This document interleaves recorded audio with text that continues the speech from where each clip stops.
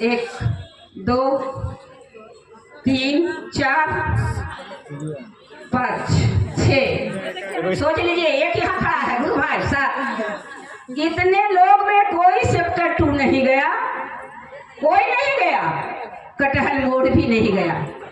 और ये कमला दीदी कितना बार गई है उसका कोई गिनती नहीं है। अगर 15 दिन के बाद भी मौका मिल जाए तो एक बैग लिए और साड़ी साया उसमें रखे और सटाक से चल दिए। क्यों? वहाँ से मुझे ऊर्जा मिलती थी। आप लोग जबकि लॉकडाउन हुआ था तो साहब ने कहा कि फटाफट को बंद करो और मोबाइल पर लोगों को जोड़ो। मोबाइल पर जोड़ना शुरू किया। रोज हम लोग 10 गुरु भाई बहन मोबाइल पर जुड़ते थे और मोबाइल के द्वारा गुरु की बात करते थे। क्यों कि चर्चा तो बंद था। और जब फटाफट चला, एक दिन में 150 पौने 200 लोगों का घोषणा किया। कैसे किया? 10 बजे दिन में चूड़ा भुजा कुछ भी लेके निकल जाते थे और शाम को 5 बजे घर आते थे। ना विश्वास हो तो ये हमारे गुरु बहुत टेस्टर हैं, आप लोग टेस्ट करके देख लीजिएगा गुरु का काम करके। अभी तक में भी एक भी घोषणा नहीं हुआ था। मेरे मन में कलबली मची हुई थी कि चर्चा तो हो रहा है, एक भी घोषणा नहीं हुआ है। चलिए, मैंने एक शिष्य पाया जिसके माथे पर कपड़ा नहीं है, वो कपड़ा डाल दे, पहले मैं उनकी नामों की घोषणा कर डालूं। सुरेंद्र गुरु भाई इसी क्षण से शिव को गुरु रूप में स्वीकार किया है। उनकी नामों की शुभ सूचना महादेव के अंतरिक्ष में संप्रेषित करती हूँ। सूचना दर्ज हो, दर्ज हो, दर्ज हो। जागा जागा महादेव। चलिए, जो चर्चा कराया कम से कम एक घोषणा इस धरती पर हुआ। 12 दाने की कंगन हम क्यों पहनते हैं? मैं जितनी भी बात करूंगी साहब की बात करूंगी, साहब के सिवा कुछ बात मैं नहीं करूंगी। क्यों कि साहब के यहाँ मैं ज्यादा करके पक गई और उपवन तो इसको एक बार हम ले गए, ये भी कहीं नहीं गया था, तो जोर जबरदस्ती एक बार इसको उपवन लेके चले। अरे चल, कम से कम गुरु का दरबार तो देख करके चले आना। अब तो दीदी 82 साल का उम्र हो गया है, जाने में कष्ट होता है, फिर भी सोचती हूँ कि अपने गुरु का स्थान में चलूं। मन रहना चाहिए कि गुरु का काम कैसे होगा। तो 12 दाना का कंगन हम क्यों पहनते हैं? साहब कहते हैं 12 दाना का कंगन में 12 राशि है। 12 दाने के कंगन में 12 राशि है। अब 12 राशि में एक राशि आपका भी है। सोच लीजिए, उस 12 दाना के कंगन में एक राशि आपका है, इसीलिए 12 दाना का कंगन पहनना चाहिए। जिन गुरु भाई बहन के हाथों में कंगन ना हो, कंगन वाली दीदी दुर्गापुर से आई हुई है, आप लोग कंगन वहां से ले लीजिए। बहुत रुपया है, लगता नहीं है। आपका पायल टूट जाता है तो पति से झगड़ा करते हैं कि जल्दी से मेरा पायल बनवा दीजिए। अरे वो पायल क्या है, वो कंगन में जो बसा हुआ है कुछ भी नहीं। अब चलिए, 108 माला से ही हम लोग नमः शिवाय क्यों करते हैं?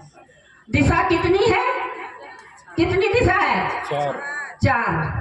पूरब, पश्चिम, उत्तर, दक्षिण। 27 को 4 से गुना कीजिए, कितना हो रहा है? 108। 27 गुना 4 108। 27 गुना 4 यानी 108। तो इसीलिए कहा गया है चारों दिशा को मिला करके 108 बार नमः शिवाय से अपने गुरु को प्रणाम करना चाहिए। चलिए, साहब जब पटना में रहते थे, अपने नौकरी पर रहते थे, किसी ने शिव को गुरु नहीं बनाया था मधेपुरा में। अब साहेब क्या करते थे? अपने बेलकोनी में बैठते थे। मैंने सारा केसर 3 घंटा का केसर देखा है और बहुत मैं रोई भी हूँ केसर देख करके। उस केसर में दिया हुआ था कि जब लोग वो बेलकोनी से पार करते थे, साहेब बोलते थे कि कोई भी व्यक्ति आकर शिव को गुरु बनाएगा, लेकिन जब चल जाता था तो साहब गाली देते थे कि साला ऐठ के चला जा रहा है, शिव को गुरु नहीं मानता है, एक दिन उसको पछताना पड़ेगा। बात सही है, वो बनाता ही नहीं था। और क्या करती थी हमारी आनंद नीलम दीदी? रोज चाय बनाती थी, नाश्ता बनाती थी, लोगों का अपना चाय पिलाती थी, अपना नाश्ता करवाती थी। मैंने देखा है उन्होंने आंचल से गिलास को धोकर के पोंछती थी। वो कौन थी? आनंद नदी राजघराना की बेटी थी, जिसे उसे लोगों का जूठन भी धोना पड़ा और शिव गुरु में जोड़ना पड़ा। कैसे जोड़ना पड़ा? उन्होंने जूठन साफ करके, अगर कोई गुरु नहीं बनाता है उसको लालच दीजिए, चाय पिलाइए, अपने घर में बैठाइए, कुछ बातें कीजिए, कुछ महादेव की बातें कीजिए कि शिव गुरु हमारे गुरु हैं, आपके भी हो सकते हैं, नहीं होंगे ये सवाल ही नहीं उठता है। आओ चले शिव की ओर। बुक निकली है, उस बुक में लिखा हुआ है साफ से, कितने भी गुरु भाई बहन हो गए लेकिन चुना हुआ ही गुरु भाई गुरु बहन रहेगा। 399 रुपया उस किताब की दाम थी, मैंने मंगाया है, अभी 499 हो गया है। उसमें लिखा हुआ है स्पष्ट रूप से कि कुछ ही बाकी बात क्या हो जाएगा, बिजनेस में महादेव को बेचेगा। साहब ने कहा जमीन बेच करके महादेव को खरीद लेना, लेकिन महादेव को बेच करके जमीन खरीदने का कभी कभी विचार भी मत रखना। जो महादेव का पैसा खाता है उसको सोच लीजिए। महादेव हमारे साहब ने कह रहे थे अंतिम में, मैं जब तक धरती पर हूँ अपने बच्चे को माफ कर दे रहा हूँ, जब मैं धरती छोड़ूंगा एक को भी छोड़ने वाला नहीं हूँ। तो अभी भी मौका है, समझ जाइए। गुरु का पैसा खाने वाले सावधान हो जाइए, गुरु का काम करिए। ठंडक का दिन है, हमारे पुरुष भाई घोषणा नहीं कर सकते हैं, किसी का दरवाजा नहीं खटखटा सकते हैं। अगर 2 गुरु भाई है, एक भी गुरु बहना है, वो किसी का भी दरवाजा खटखटा सकती है और प्यार से पूछ सकती है कि हे दीदी आपने शिव को गुरु बनाया या ना बनाया।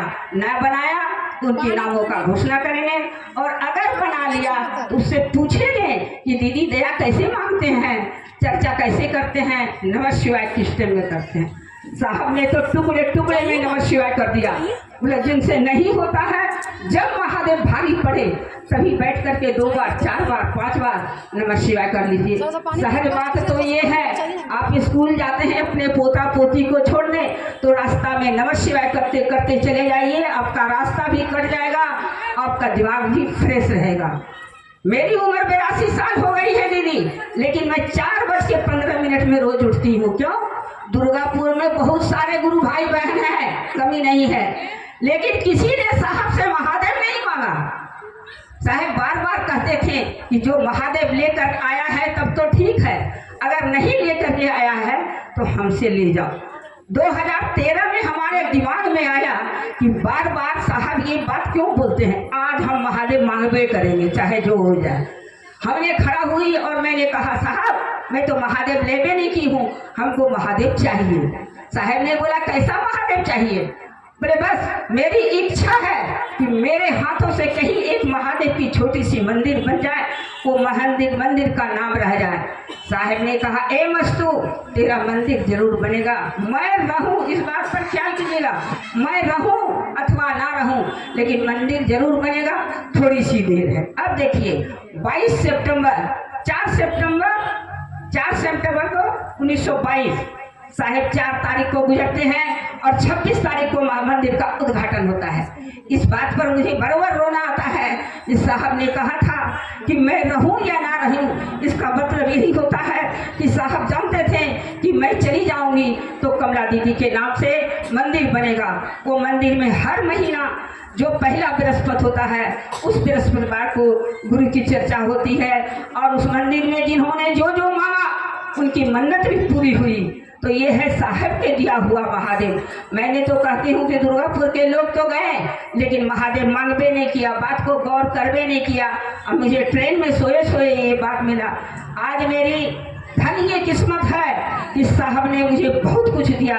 मेरी वो भाग्य है कि साहब का रूम में बैठ करके भी मैंने साहब से बात किया और साहब ने कहा अरे कमला तुम बहुत बूढ़ी हो गई है, तुम्हें जो दरकार पड़े फोन से हमसे बात कर लिया करो, इतना दौड़ दौड़ के आती हो थक जाती हो। मैंने कहा मैं थकती नहीं हूँ, मुझे यहाँ ऊर्जा मिलती है। जब मैं वहाँ से आती थी तो बहुत घोषणा फटाफट मिलते रहता था, 2 4 10। अभी भी क्या करती हूँ, कहीं भी जाती हूँ, जैसे साहब का जन्मदिन, साहब का पुण्यतिथि, दीदी का जन्मदिन, दीदी का पुण्यतिथि और शिवरात्रि का हरे भोला, इसमें हम लोग कहीं भी जाके 2 4 घोषणा कर लेते हैं तभी प्रोग्राम को चालू करते हैं। क्यों? साहब ने क्या किया, एक बार साहब का जन्मदिन था और मंडल बाबू घर, जो बहुता ने मंडल बाबू को देखा होगा क्योंकि मंडल बाबू यहाँ भी आए हुए थे, तो मंडल बाबू घर से आए और कुछ लेकर नहीं आए थे। मंडल बाबू ने साहब से कहा, मैं भी वही थी कि साहब हम तो कुछ लिए के नहीं आए और आपका आज जन्मदिन है। तो साहब ने कहा मुझे कुछ चाहिए नहीं, मुझे तो डायबिटीज है, मैं तो कुछ खाता ही नहीं हूँ। अगर तुम एक शिष्य ला करके दे दोगे तो वही मेरा दक्षिणा हुआ। साहब का दक्षिणा एक ही है, उनकी एक ही अरमान थी कि घर घर में शिव का दीपक जलेगा और घर घर के लोग शिव को गुरु मानेगा। यही लालसा थी उनकी। जो व्यक्ति हरेंद्र आनंद की बात पर चलेगा वो व्यक्ति को महादेव मिलना सहज से मिल जाएगा। इसमें कोई भी दो बात नहीं है। मैं 100 से 100% कह रही हूँ, 99 के चक्कर में मैं नहीं जाती हूँ, लेकिन गुरु की काम करना पड़ेगा। गुरु के काम करने से गुरु मिलते हैं। गुरु मुझे मिले हैं, आप लोग को भी मिल सकते हैं। मैं गुरु का काम बहुत सा ऐसा है, मैं जस की कहानी जो कहती हूँ, मैं बहुत से अपने मंदिर से बहुत सा जस बांट करके अपने गुरु बहना को बांट करके दे दी और वो काम फलित फूलित हुआ। तो गुरु पर तो हमें विश्वास है। आप लोग भी शिव को गुरु बना करके देखिए। साहेब कहते हैं भजन करके भजनिया बनना नहीं है।